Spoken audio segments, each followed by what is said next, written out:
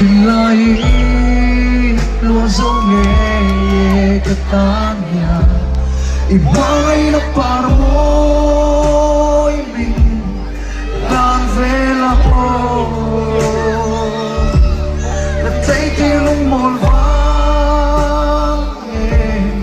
min dem lola